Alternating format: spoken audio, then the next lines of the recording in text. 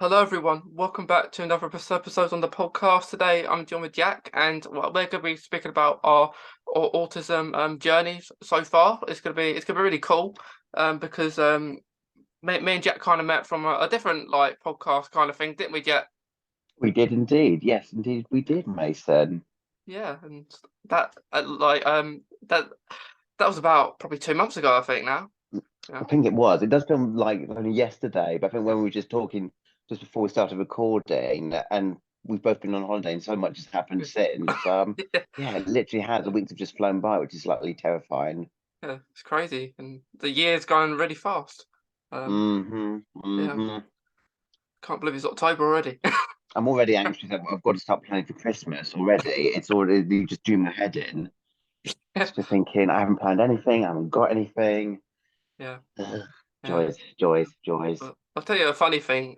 When I was on holiday, I went to this cafe, like just have some lunch, and they had a shop as you walk in, and it literally had a section of Christmas stuff. And Oy. bear in mind this was September time,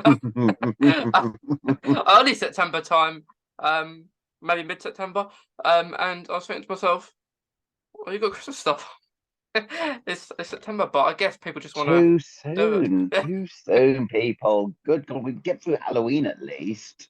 Yeah, I always say when it's got because my birthday's in September, so when my birthday passes, I think to myself, Christmas next. Um, This is it. Well, I think we need to get, yes, we need to. September is your month, Mason. Christmas can basically bugger off to a later month, yeah, definitely. yeah, yeah, but yeah, Halloween's first, and then um, bonfire night in November, and then you've got Christmas. Um, Then it is, yeah. I yeah, think definitely once bonfire night's sort of been and gone, then you definitely are on the path towards Christmas. And if I haven't done anything about that, about Christmas by then, I'm really in panic mode by yeah. then. Yeah, it has to be. I guess it's more like you have to get yourself into a routine, don't you? Just to You yeah, do completely, 100%. yeah. What you've got to get people. Um, Mm-hmm. um. Mm. Think if they already got that. Everything, all the social things, if your family and wanting to do social things. I've got a small boy, so obviously I can't think it.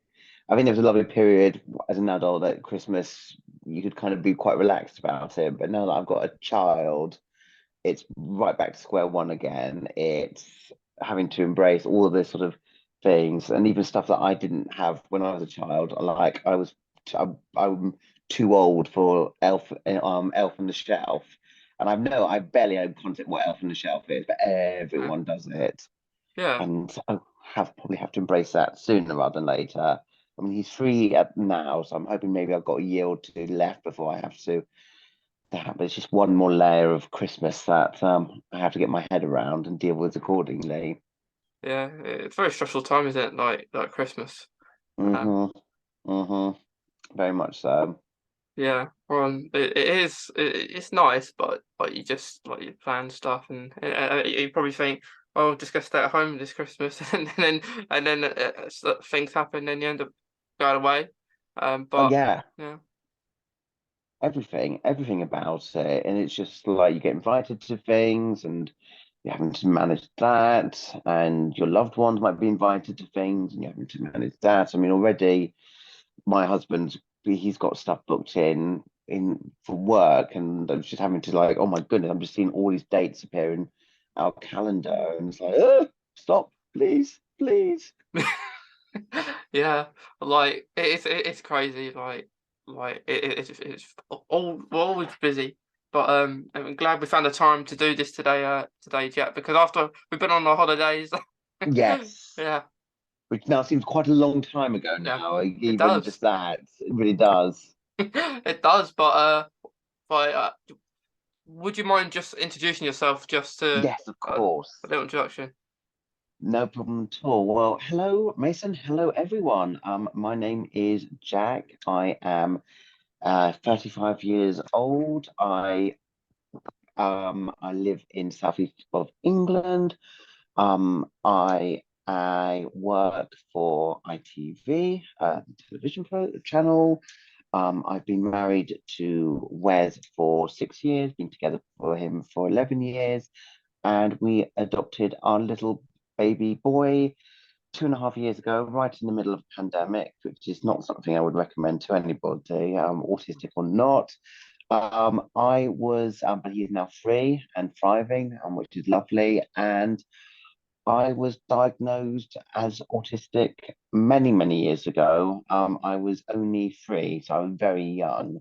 So this was in the very late 1980s. This was like the very beginning of 1990. And this is when autism awareness, autism acceptance, the whole movement was sort of in its infancy. I was diagnosed with Asperger syndrome as a time now. Obviously, we've evolved somewhat to consider it more under the umbrella of autism as a whole rather than separating it into high functioning, low functioning, Asperger's, autism, and so on and so forth. So yeah, I've been autistic for many decades now, and went through schooling, education, life as a teenager, young adult, navigating employment, everything under the sort of the auspices of being autistic. So yeah, it's something that we've lived and grown up together with, basically. Yeah, it's quite interesting because like because it is like hard, isn't it? Like I guess like when you are young and you have autism.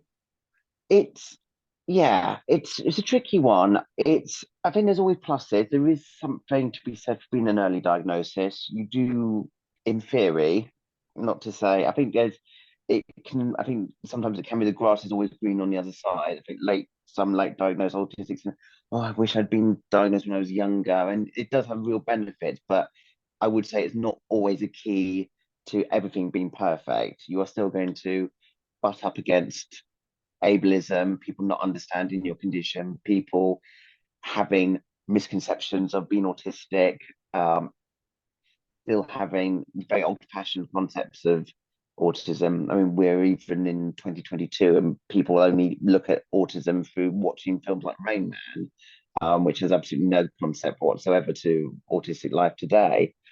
But I was very fortunate in regards. I did have a great deal.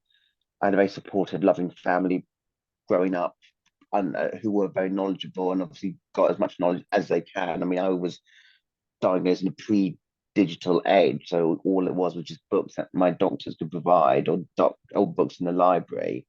There was no internet to be able to get access to a whole world library of books.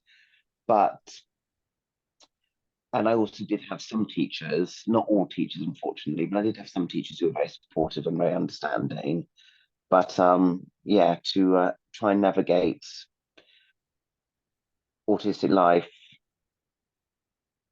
is in a sort of almost prehistoric age, a sort of autistic life that I see today, especially with the burgeoning sort of community online and the sort of brilliance that social media has brought people together. We didn't have that back in the day. So it was a much more lonely existence, so to speak, then. There was still a lot of work to be done, but it's definitely getting better, definitely. Yeah, yeah. I agree because like I was diagnosed when I was 9, and I've just turned 21, so Mm, it's a while ago. But I I was always asking questions like why, although it's good and bad. Like you say, I think it's good to get diagnosed at a young age because like you know about it more now. yes. And like it's okay when you're older, but I guess when you're older, you might not get more like the support that you need, like No, absolutely not. because you've passed your education really. Um, Yes.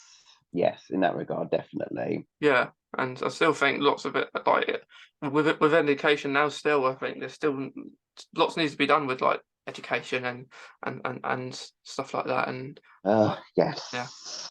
yeah, Yes. it's quite crazy because like I went from um after primary school, I went from there to a mainstream school for a year, and then after that mainstream school for a year, it might have been, yeah, it was a whole year, and a year and a half actually. It was a year and a half, and then I moved to a special school, which was very hard to go Mhm. to, Mm. because you need all these paperwork, Yes. and yeah, it's very hard because Mhm. it's not nothing to do with the actual school you go to. It's to do with the people behind that. The They bureaucracy, yeah, the paper, yeah, and it's ridiculous. It is awful. And it doesn't change. It hasn't changed. It was bad 20 years ago. Like you, I was in mainstream school at primary school age. Um, I moved to secondary school, and that was in a special education needs setting. And I was there from 11 to 16. So I ended up going to two schools. But again, the for parents, it's and invariably parents who have to look after a child, or even children, if there's siblings with disabilities, and all the additional pressures on that. And then on top of that, having to navigate an education system which constantly seems to be putting up walls and barriers. yeah, It's just making a tricky situation all the more harder. And the amount of parents I see online who are literally tearing their hair out because they just can't get the support they need, or the educational support for their children, because local authorities won't provide it, or it's cost effective, or any excuse under the sun. yeah. um it's a problem. It's a real issue, and it's one likes to think in 2022 that it shouldn't be the case anymore, but unfortunately it is. Yeah, and you come to a case where you just like you repeat yourself and you repeat yourself and like and like I always think of mainstream school of like a like how it is, the environment is of like almost like you're playing Pac Man as such, maybe Like that. I like like that. you're playing Pac Man, and it's always a rush to do something, Yes. and of course everyone as experience is different, um but in my experience it was a rush, so like it was a rush to do something. Like they say, I got told once you got 5 minutes, it went to 5 minutes, and then in like a few seconds later it went really fast to saying 5 seconds, and Yeah. this was getting changed for PE, Mm. and then I in my mind, like, because um I didn't really understand sarcasm when I was like young at school, and I understand more now, but I also took loads of things very seriously. Um, Yes. and teachers just take the mick really when if you take something seriously, especially in mainstream. That but yeah, I think like it's like a game of Pac Man. It is. I think that's a really good analogy. It's a really good analogy, and it's so true. And also, you're not, I think, in the mainstream environment, especially because I grew up in London, where all the mainstream schools were massive. We're talking 1,000, 1,200, 1,400. Indeed, the biggest school, and one that quite a few of my school colleagues when I was at primary school ended up going to. It's one of the largest in South London. That's 2,000 pupils. And the ratio of teacher to child is ridiculous. And there's just not that support there. You'll just become a number, you're just becoming a statistic. And, you know, educationally, I would have benefited in some ways from a mainstream environment because it was more challenging, but I wouldn't have been able to access that education because the actual environment was far too overwhelming. Yeah, Um, and the fact that you actually did and managed to do a year, I completely tip my hat off to you because yeah, I think certainly at the late age of 11, I was very glad that I at least went into a much smaller, more holistic environment. Yeah, definitely. I don't think I would it's have survived a year at secondary at mainstream school, definitely. yeah, it is like I was happy that well I wasn't happy. I was just fortunate. I got I got out of it and stuff because they even they're like like they care for their like what did they care for like student wasn't good at all. Like No. um like even on trips, like I went on like a Danbury trip where like at the school you go to Danbury each year at the mainstream school. Yeah. Um um and I was really dehydrated because um I was asking for water, but they would keep saying I can't have water. I have to do the activity, and I should have gone to get water before like at a break, Mm, and I'm saying I don't know where the tap is. I don't know where to get water because I didn't want to stay like I went there each day, so I went on like a coach, went to the school, onto the coach, and then you get there. But the careful like just pupils is really awful. it is. It really, really, really is.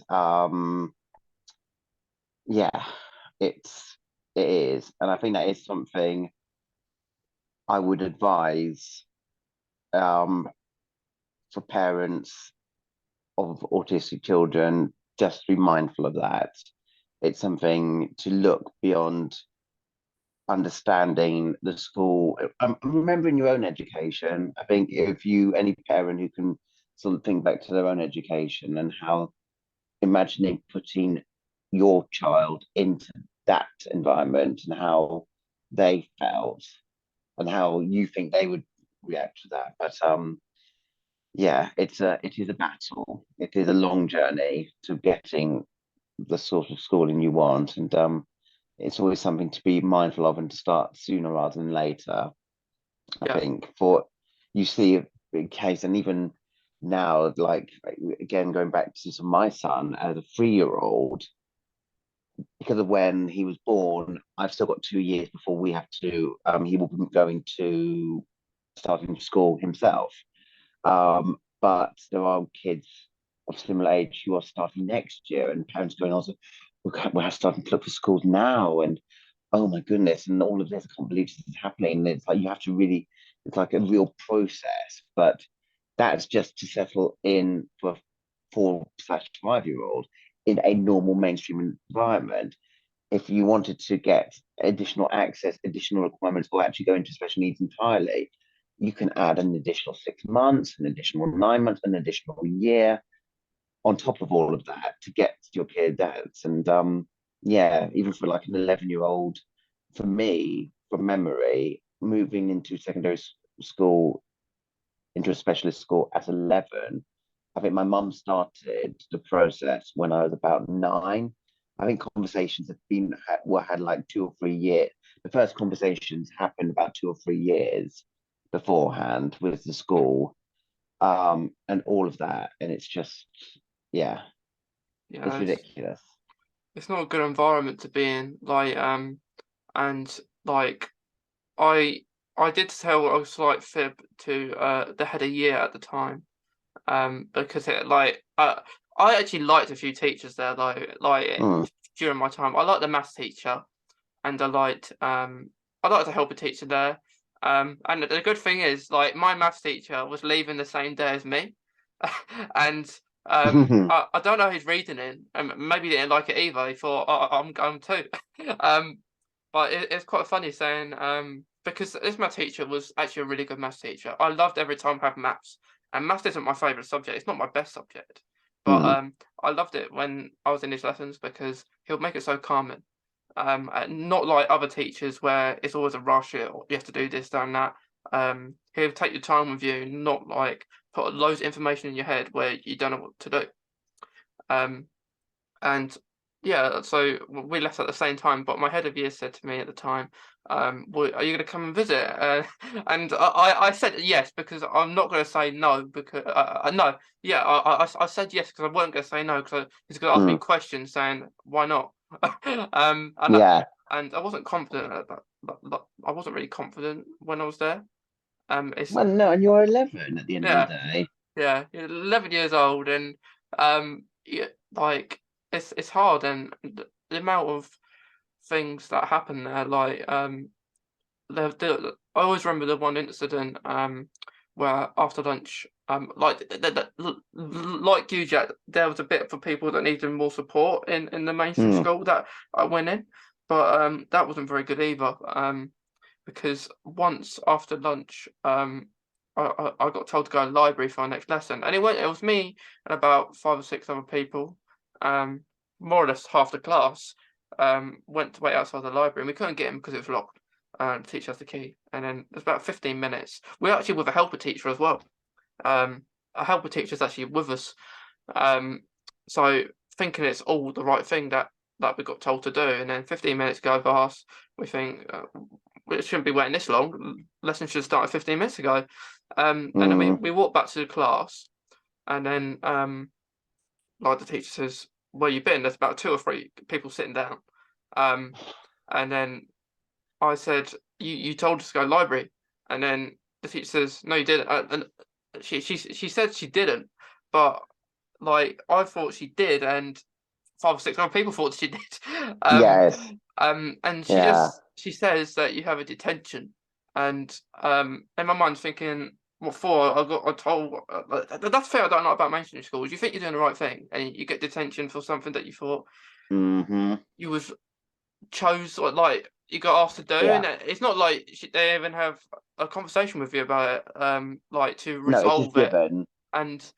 and that actual situation was put to the head teacher. So the following day, the head teacher brings the people, me and about 5 of the others, out of the form room, and what happens is that his tone was really not nice. The first thing he says is, "Why were you late to class?" And then I was thinking to myself, one, like the other teacher probably told you what happened anyway, so you probably know that part. And I told him anyway because everyone else was really quiet and shy. I think scared, or was probably the word to use, because of the tone of voice he was using, and I Mm. I I was like shaking when I was talking, um, but Yeah.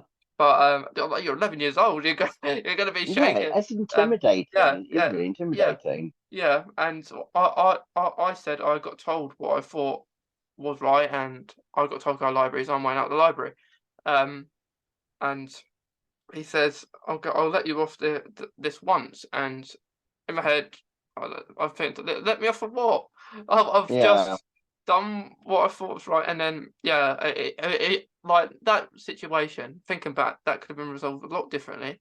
Like going into the lesson from the actual teacher, not putting things onto the head teacher, which is none of his concern really. Like No. it's like the teacher could have just said, rather than saying straight away you got detention, rather than actually having a reasonable conversation, um, and saying, "Oh, that like we got things to mix bits up with like talking and stuff." Um, yeah, it's just those things like that, those situations, and Mm. that teachers.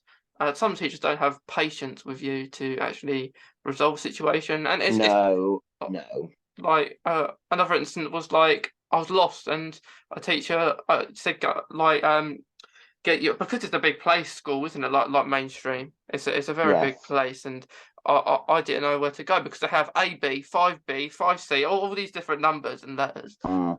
And this teacher says, can you get your planner out?" And then I actually had the courage to say, because he was in a rush. I said, "If you want to be someone else, just go. I'm not stopping you." But, because he was just saying, "Hurry up! I need to go. I need to go." And I was like, "Go then." And then he said, "No, quick, quick." And then I say I'm supposed to be here, but I don't know where it is. And you know what he said after that? He says, "Well, you go down those stairs, go do a left, go round to block F, Mm. go, all those different instructions." That I was like, "Yep, yep, yep, yep."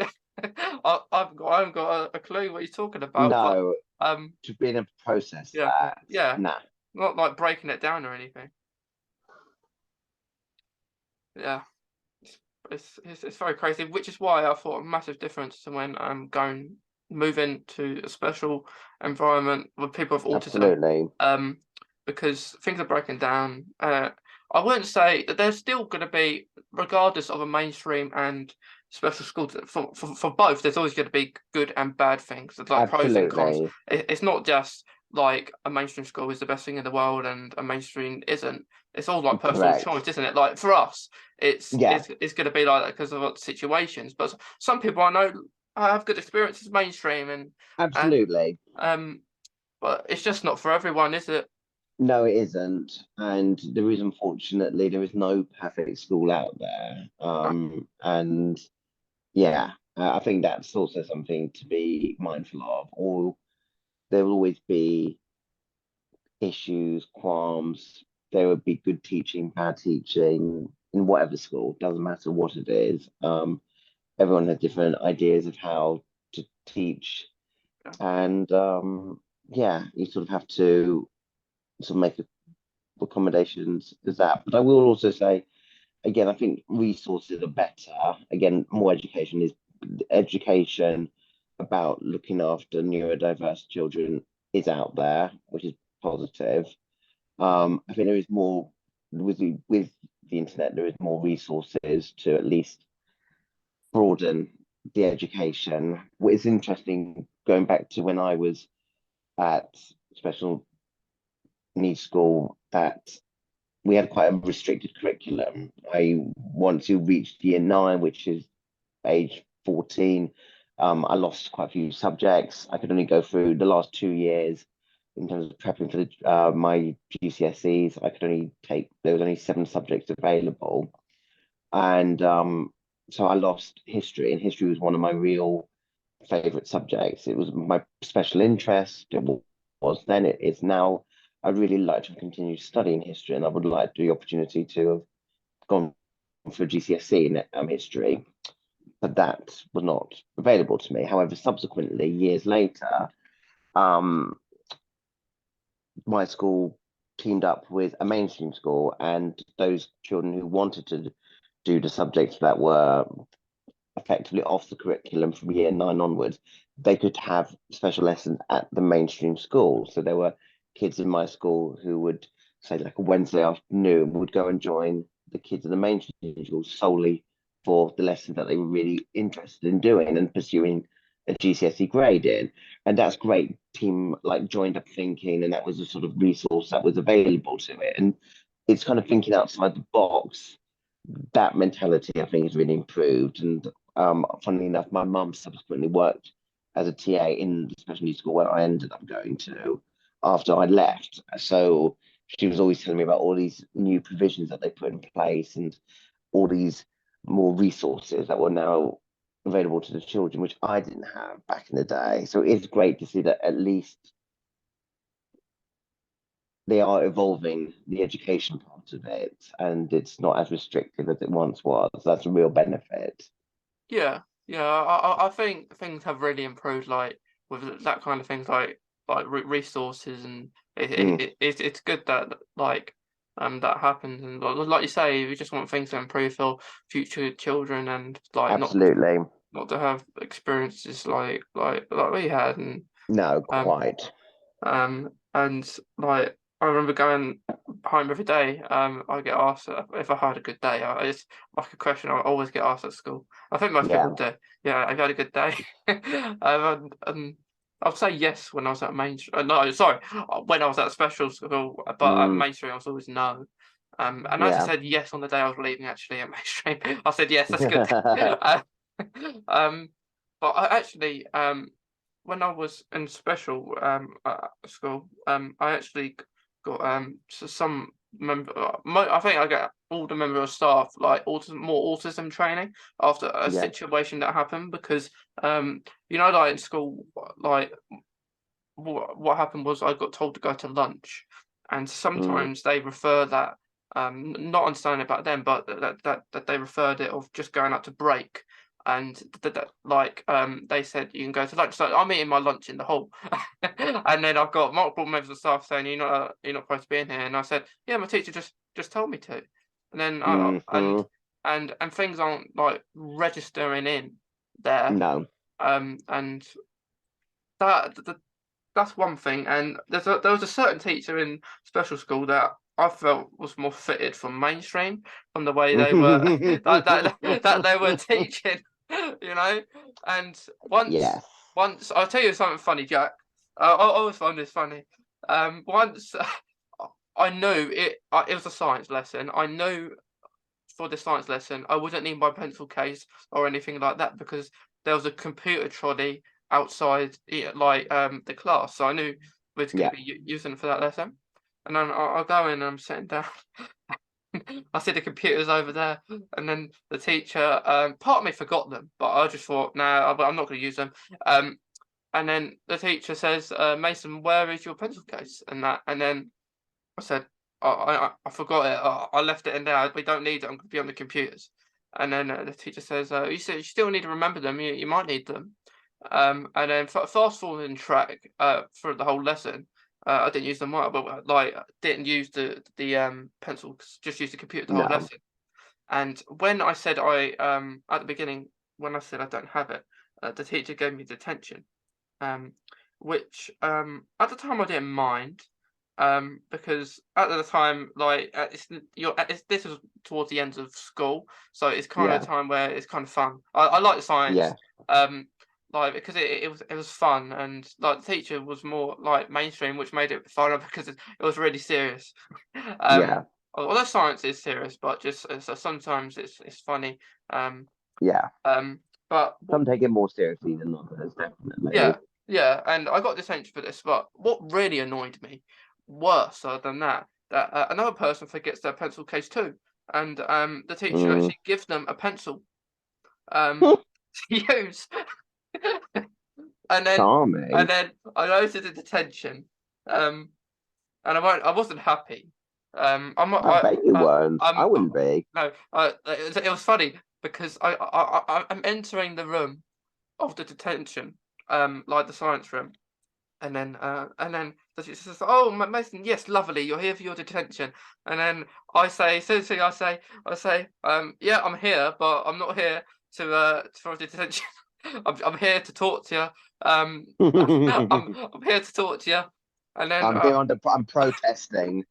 yeah, I say, because she can't say anything else. Like she's in a corner here. Like she put Yeah. herself in a corner here, because I say, so you give me detention for not bringing my pencil case. I understand that, but why do you give someone else has the same, don't bring the pencil case too?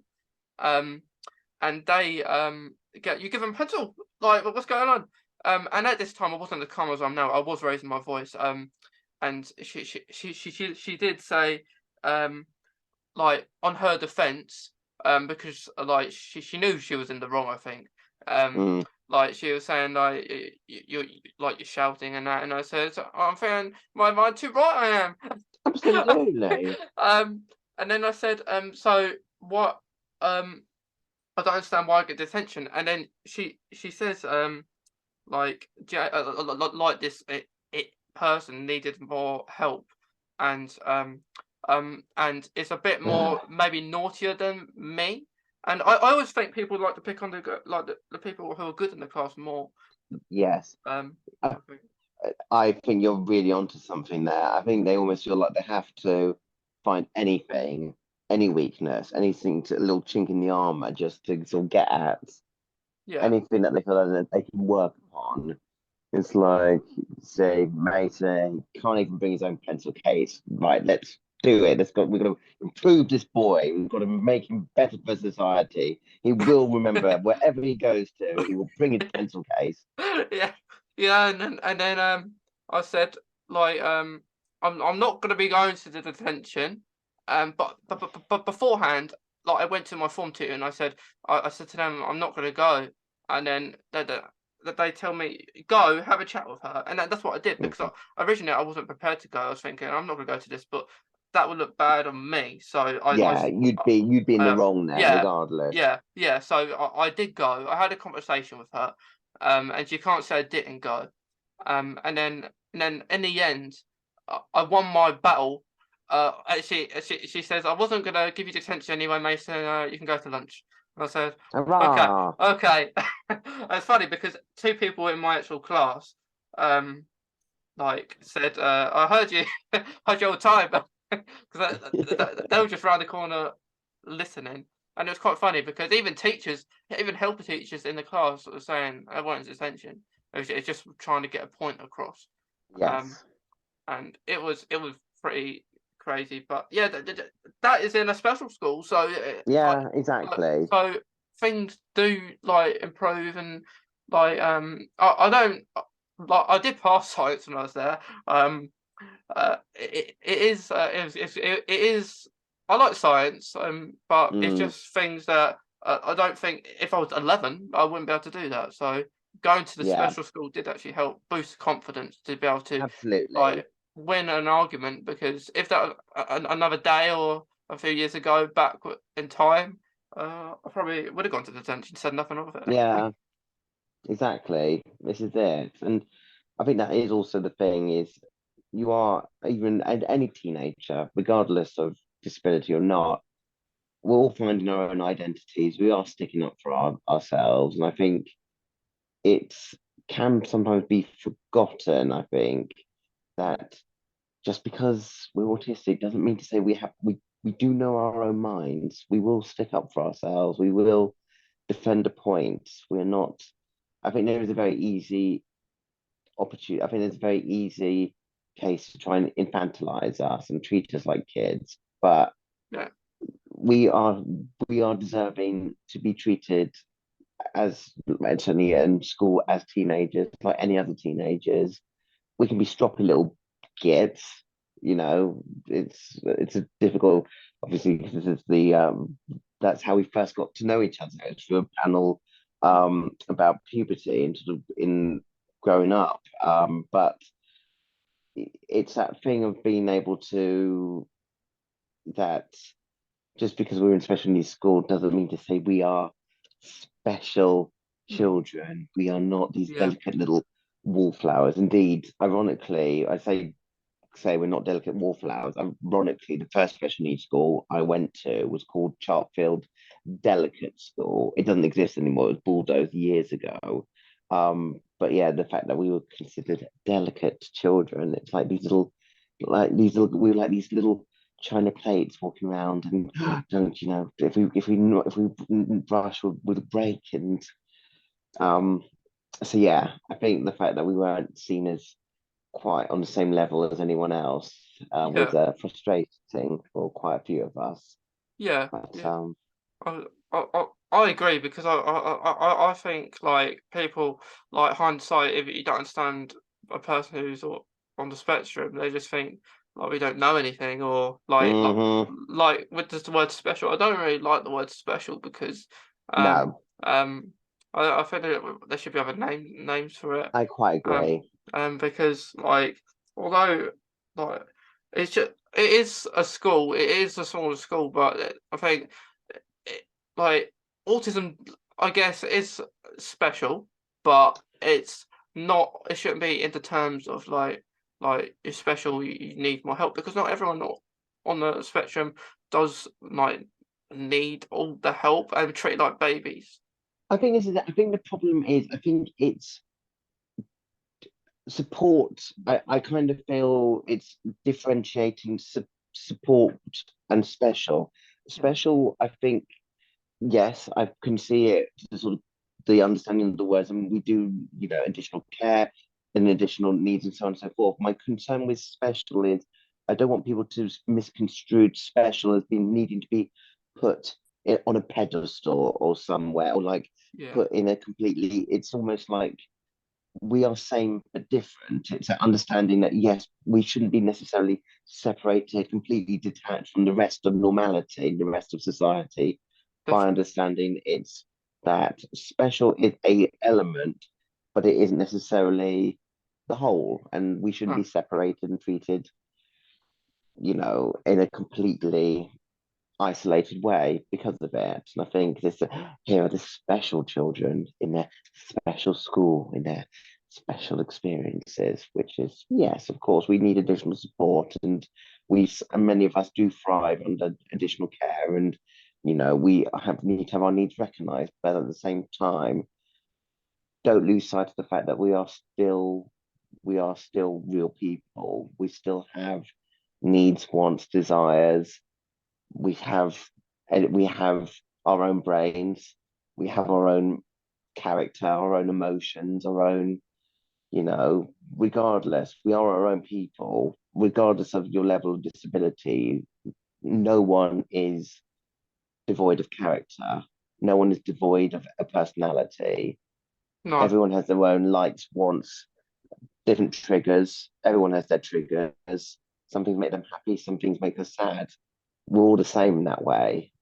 Yeah, yeah, I completely agree with you, Jack, because it is, but it has to. I think it's a really good way of putting it.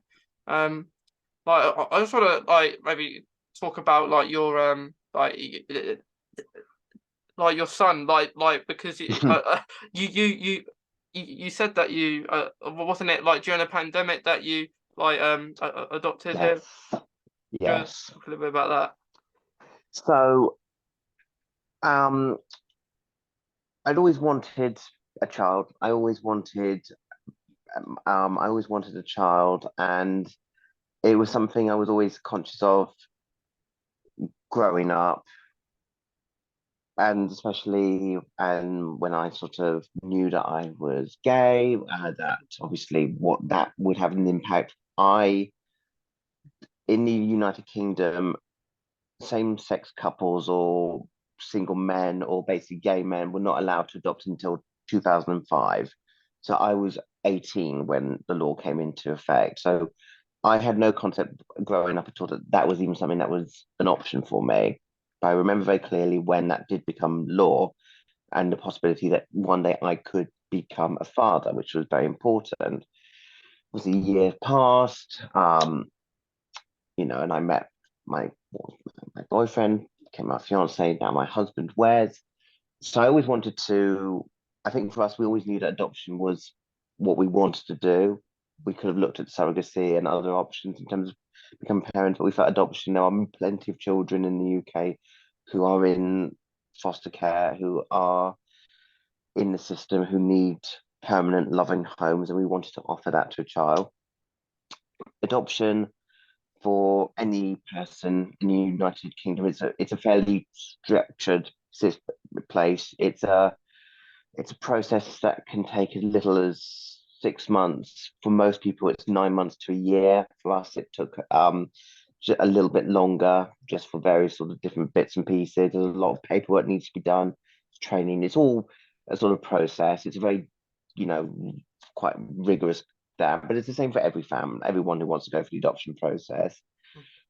We got approved to be adopters in December 2019. So then after that, if you get approved to be adopters, then you basically go on to the next level, which is where a team of people, team of social workers will look at cases of children and they will see if they could be considered a suitable match.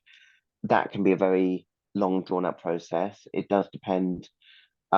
Social workers call it your in terms of tolerance of what you envisage your child to be. There are parents who envisage that they want their children to be beautiful, blonde haired, blue eyed babies, perfect in every way. The reality is that is not how adoption works.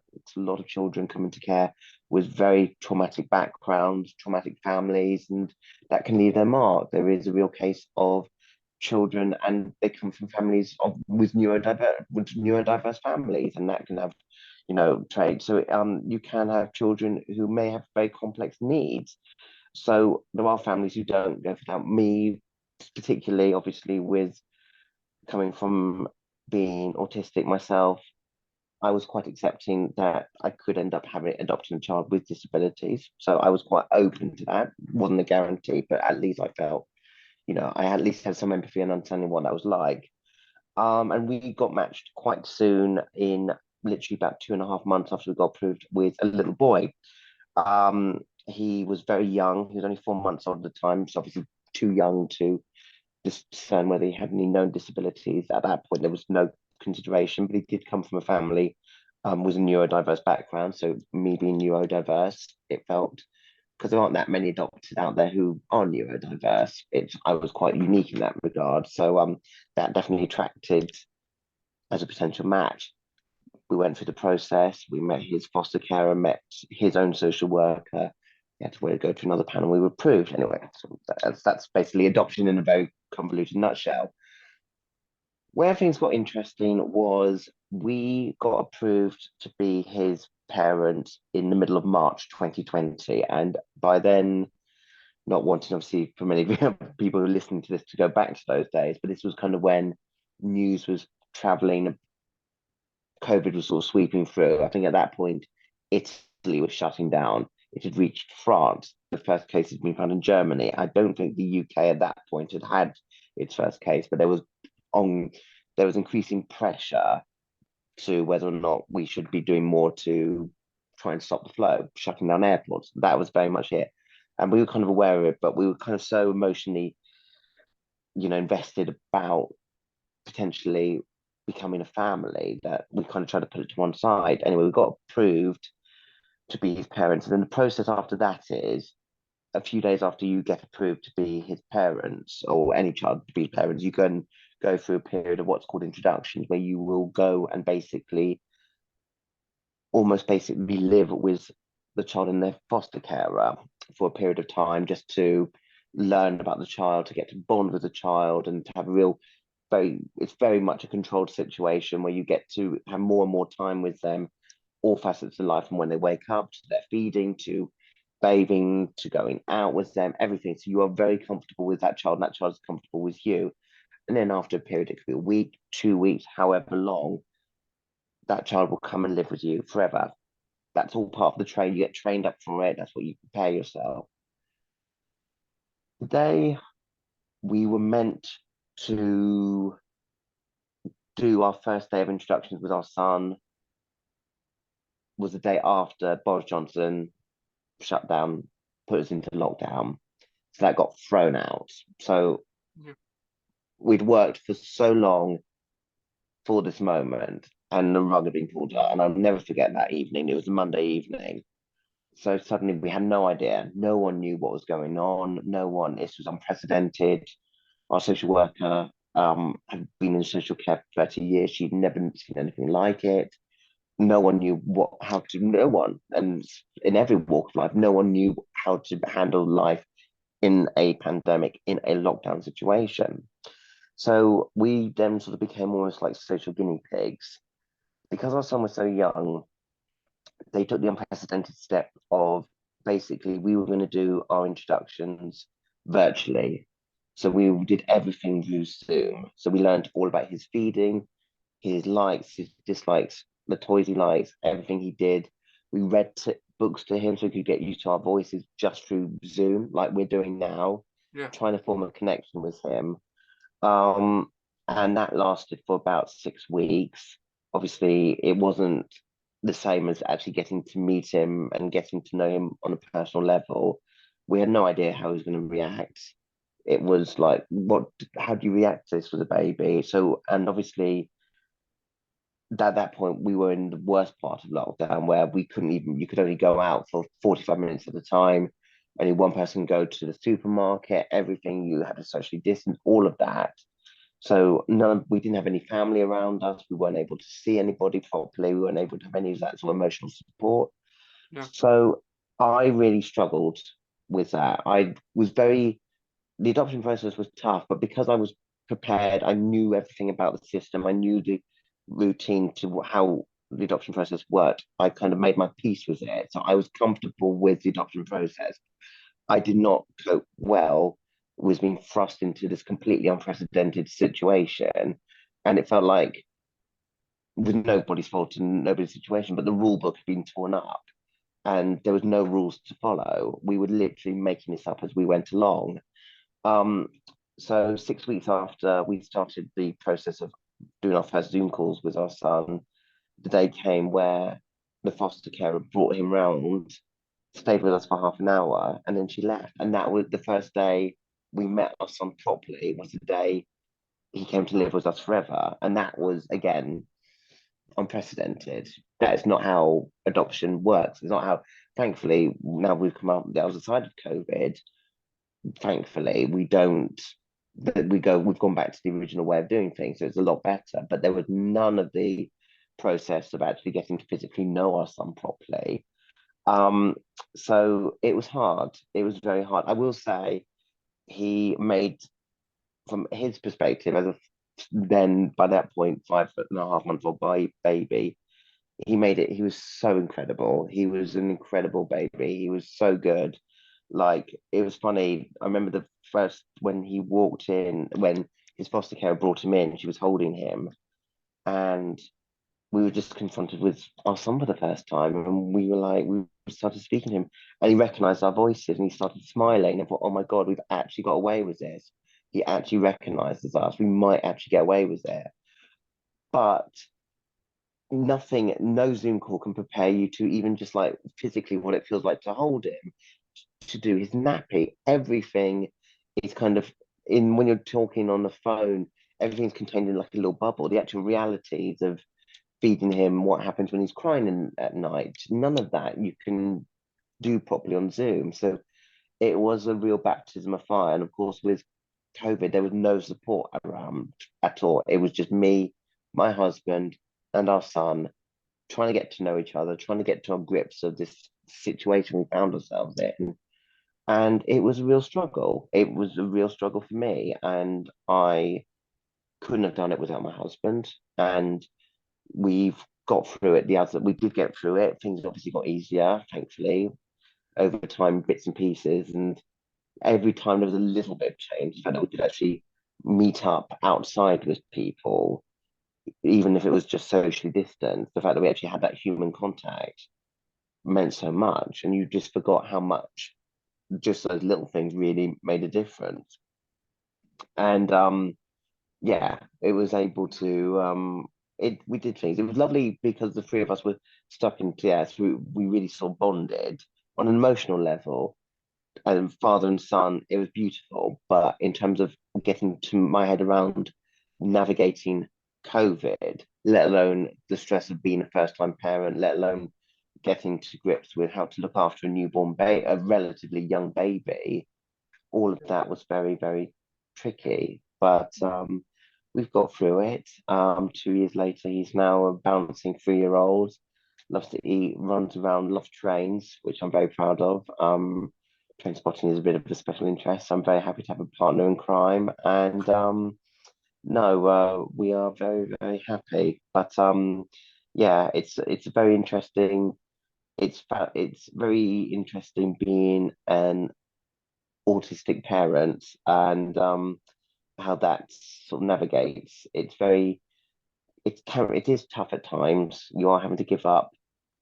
It's the way I look at it is my brain sometimes is a bit like a laptop, and I always had like a portion of like RAM left in my brain that I had a bit of empty.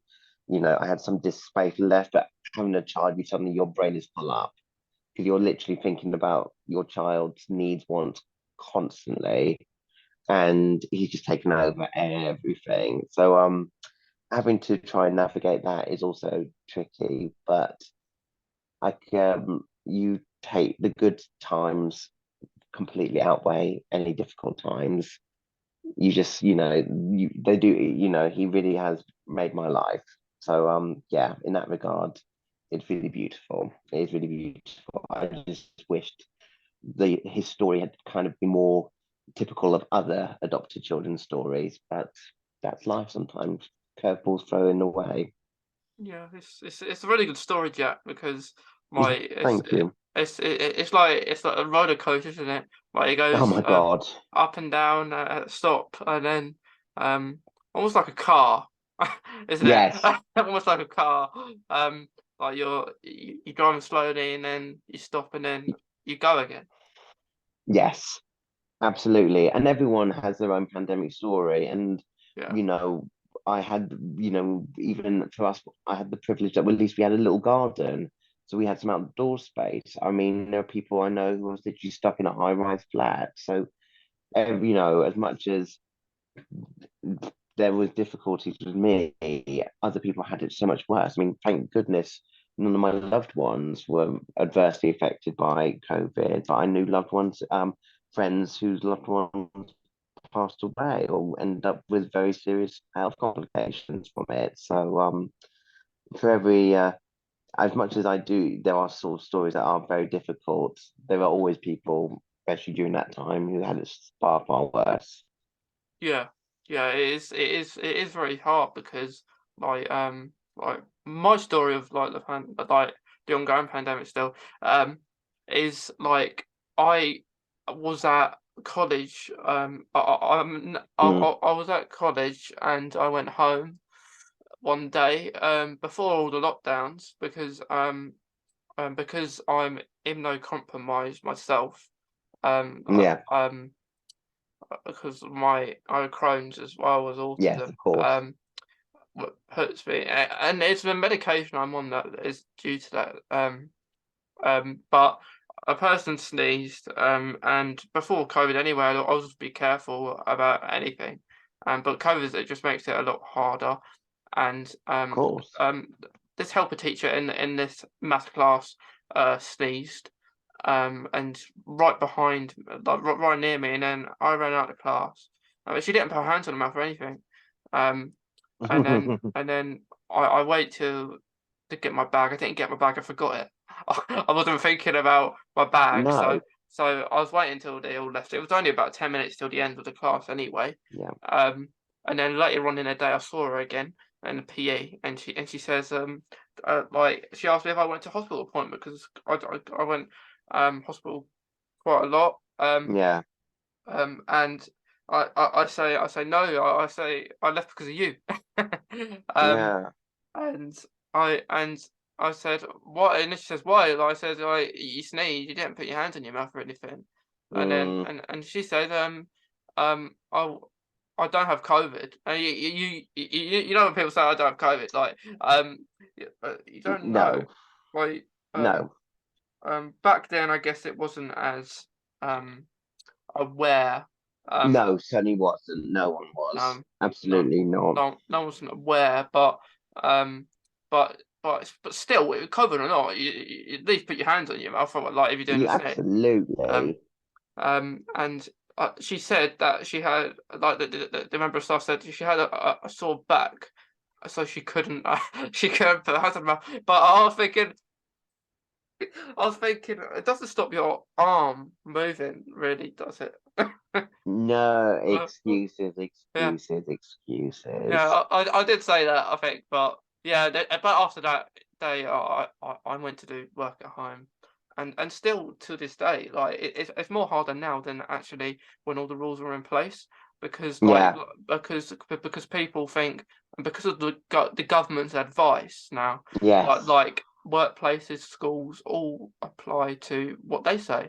So so like you have to and they don't understand like you don't want to be in close contact, like No, social distancing and scrap, like they're all gone, and COVID is got like probably more forgotten about now because of other events happening in the of world. course, Um, but but it still should be people should just like it's almost it goes down there to should be like common awareness. There should sense. be Yeah, completely awareness. Yes, I yeah, do agree on that. yeah, yeah. For like people that it kind of just get it's now like you're just people just get on with their lives, which you still got to have a life, but Of course, but there's also appreciating and having some understanding that there are people who it's not as simple as that. yeah, yeah, because like at the moment in time, um, I I have to put on hold things that I would want to be doing, Of um, course. like I like but before COVID was about, I would be helping doing like football coaching quite a lot of time because Mm, um, but I had to put that on hold because it's all close contact with people, of course it um, is. and like one of the reasons like I started this podcast in 2020, so um and it was a good idea because you get to speak to different people. Of course you do, and it gives you contact with people. Yeah, because it was all indoors, wasn't it? Like, Yeah, um, and I still meet up with my friends now and then, but as it's in like the winter, I'll be a bit more careful than maybe and especially other months. exactly, and especially because in a weird way, this is actually an interesting winter because this is kind of like the first proper winter where it is everything's completely all the barriers are removed, and so it's interesting to see how it does progress because obviously winter is a very virulent time for any illness, regardless. It doesn't have to be just No, COVID, for instance. It's, no. it's a very time when most Yeah, people are vulnerable. definitely. Um, so of course that's going to be a real, for want of a better word, sort of test to see how COVID does manifest itself in Yeah, a normal, unsocially distanced winter. Because even yeah, like last year, there was still, certain provisions in place and stuff. So yeah, it'll be very interesting to see. yeah, And obviously there was a quite big spike actually around like this time last year. So yeah, yeah, it'll be yeah. interesting to see. Yeah, because we went on, wasn't it? I don't know. Something happened at the beginning of the year where things were Hmm. closed. Yes, I don't know if it was lockdown or not, but it was partial. Not I yeah, lost. yeah, it's a long while time ago, but I know something like early in the year that a lot of people couldn't go out or Yes, something. and it was all the weird tiers and stuff. Oh, Oh you're in yeah, tier tears. one. Oh yeah, I think My that's God, it's all coming back yeah. to us Oh now, isn't yeah, it? yeah. But something happened when I was on holiday, Jack. Because I was in Cardiff, like with my family, and we were just looking at where to go, saying, and then someone heard us, and it was like we said we were lost, and then like the person came really close, um Mm, because I think he might like the person might have been deaf, which is understandable. mm, yeah, Um, but of course he's gonna keep getting closer and closer, and then it comes to the thing where it's not personal space anymore. It's almost like it's not even 2 meters, like the 2 meters that you would keep anyway. it's Um, pretty encroaching on your yeah, personal space. yeah, Yeah, and then you have to shout because he can't hear you. And then he ends up like saying like you're being rude, but it's hard when people don't understand what you're saying, like with that kind of stuff. mm, I think, but yeah, I think lots like awareness is should be going into this kind of stuff because it's I quite agree.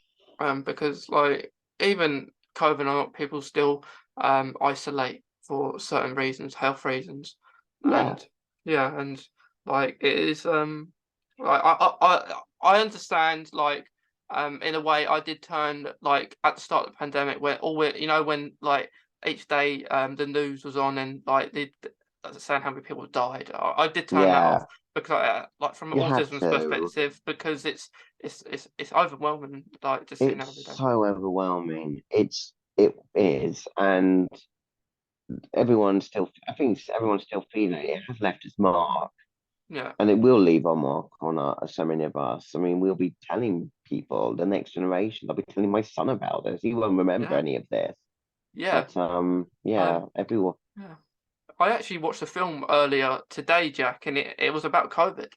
Um, Mm, and it's called Help on Netflix, and yeah, I just saw it today. And it was really interesting.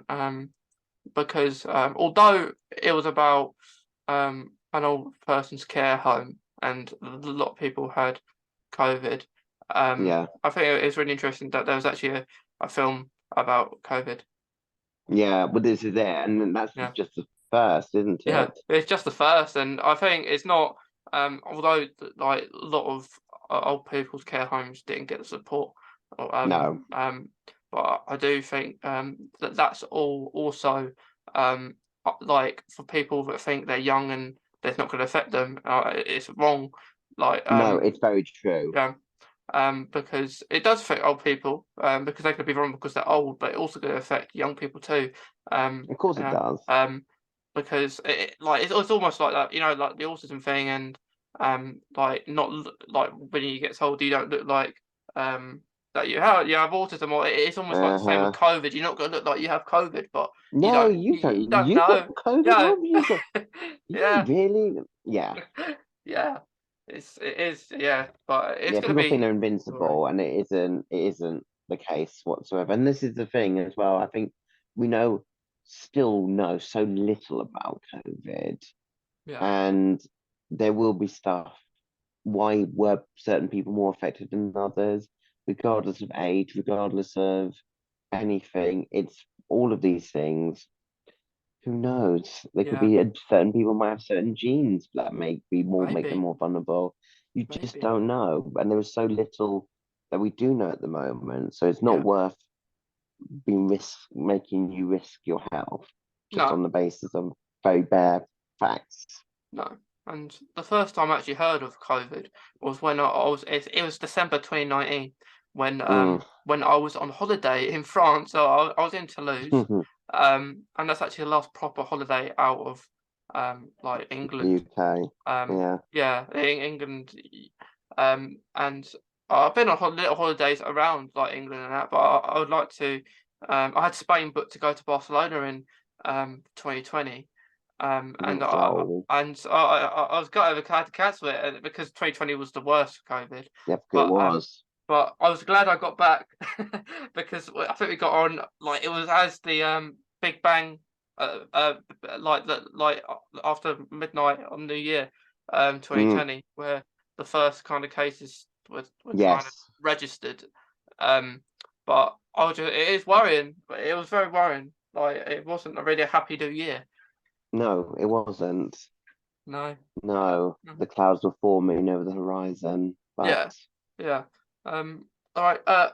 Jack, before we go, I'm yeah. just really intrigued about like you working for ITV. So do you want to say a little bit like briefly about it? Yes, no, I'm happy to. So I do work for ITV. I work in a role. I've been at ITV now 14 years, which makes me feel incredibly old. But incredibly old indeed. It was a very different place when I first started. I now work in a role um called a floor manager, which is where I am based on studio floor. I work, it's a bit unusual. Floor managers work. Oh, bear with me. Sorry, 1 second. Oh, good. Oh, sorry, could you hear sorry, my earphone? Oh, bear with me.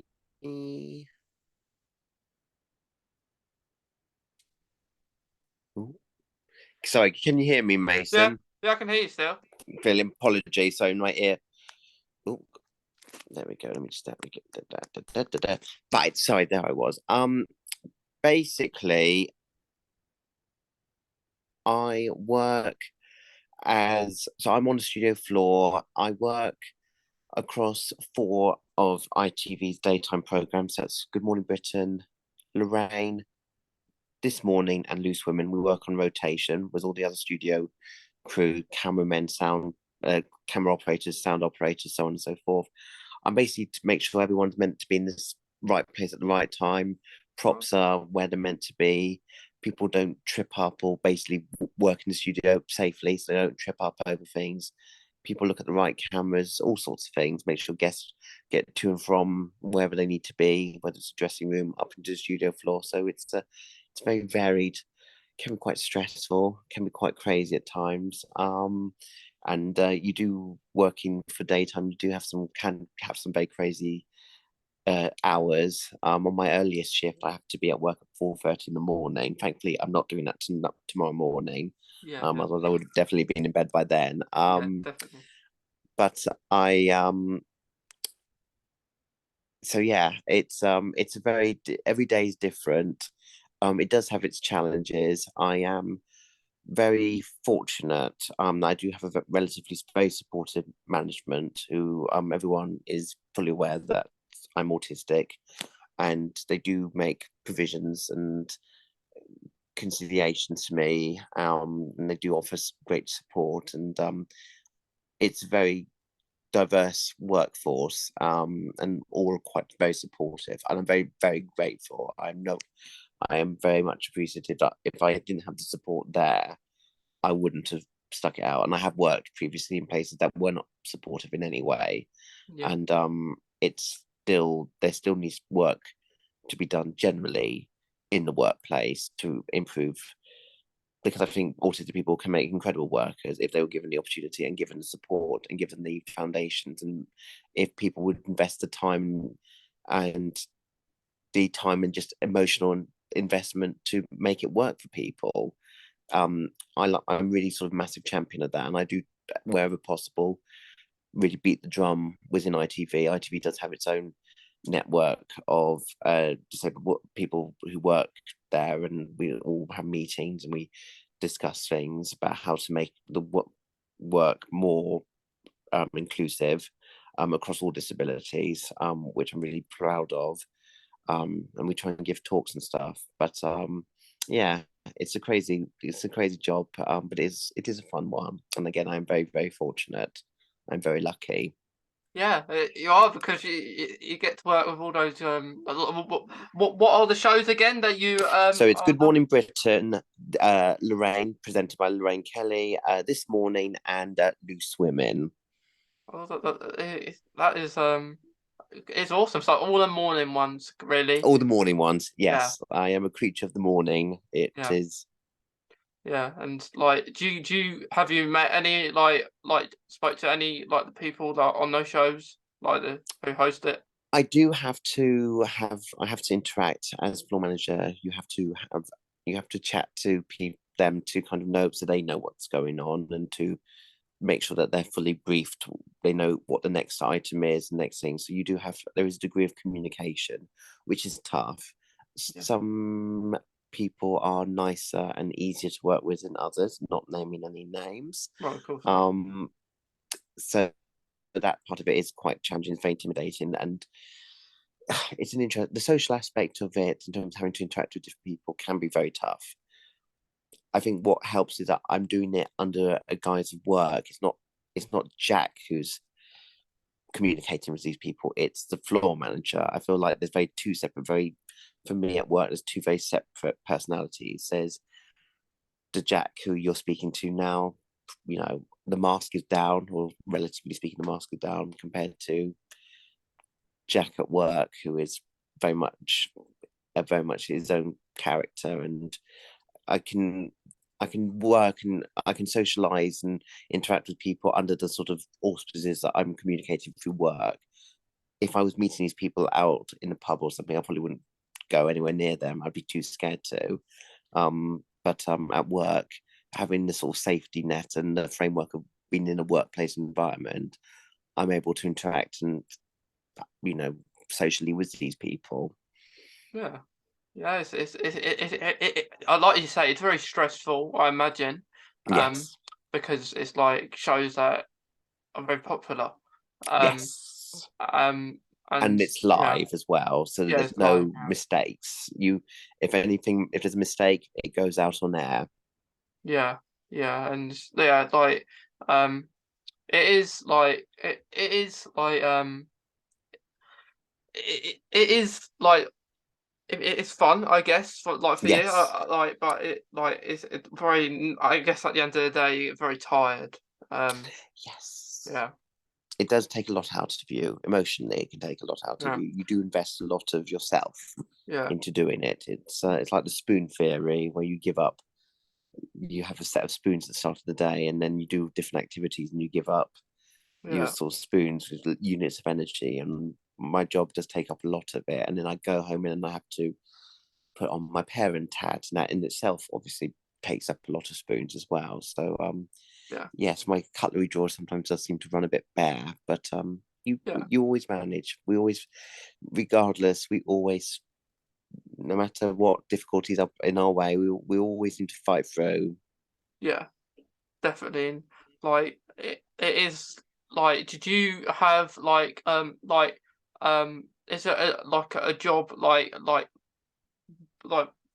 within ITV, like that you speak to, that you like more, like on a day?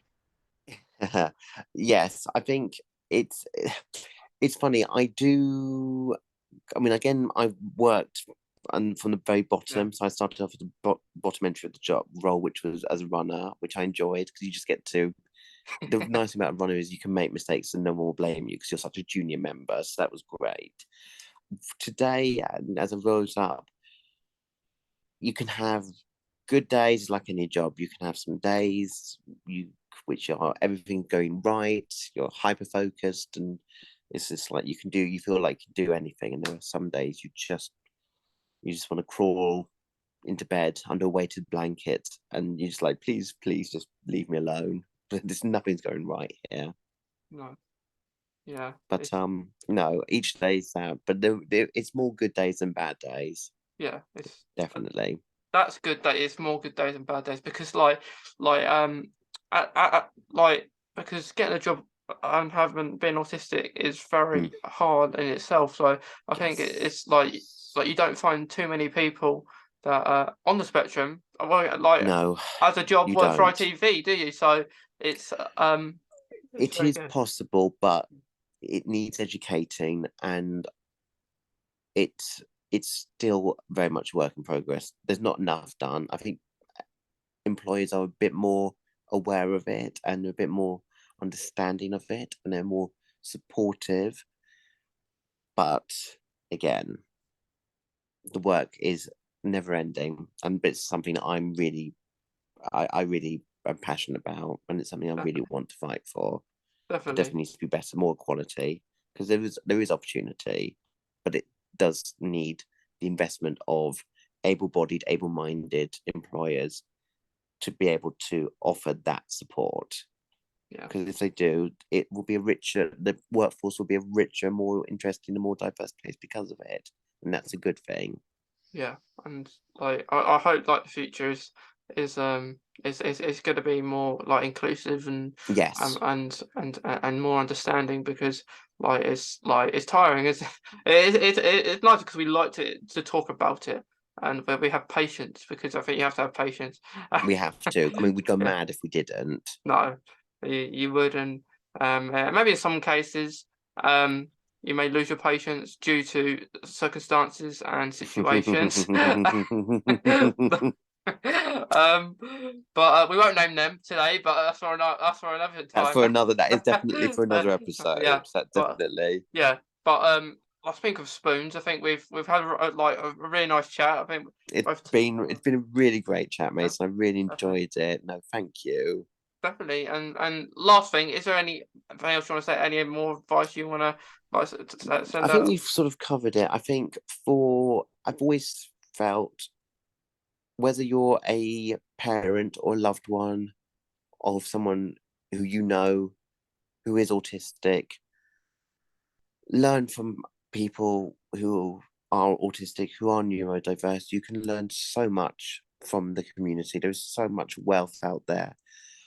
But also on the flip side, for people who are neurodiverse, to understand the difficulties and complexities of, and having that empathy for the loved ones of people, parents, friends, family. They have to have they go through their own journey, and it's their own education, and nobody is perfect all of the time, and to make mistakes and is understandable, and it's about learning. As long as people can learn and support one another, we will all be happier for it. And it's a two-way street. I think we need the people around us who love us to support us, and the people who love and support us need us to help to provide support and guidance and understanding what being autistic is like. Yeah. I completely agree with you, Jack, because it's been really lovely speaking to you, because I've learned a few new things about you. I didn't know. Thank you. Likewise, Mason. Yeah, and we'll definitely hop on here and do something again. No, definitely. I'm sure we will, because like there's so many great people out there who like to talk about autism as absolutely. No, what you're doing is great work, Mason. It's really, really important. So thank you. And thank you, Jack. And yeah, so it's been really nice talking to you, Jack, and I hope Thank you you. have a nice rest of the week. You too. You Thank too, you. Mason. Thank you Thank so you. much. Thank you.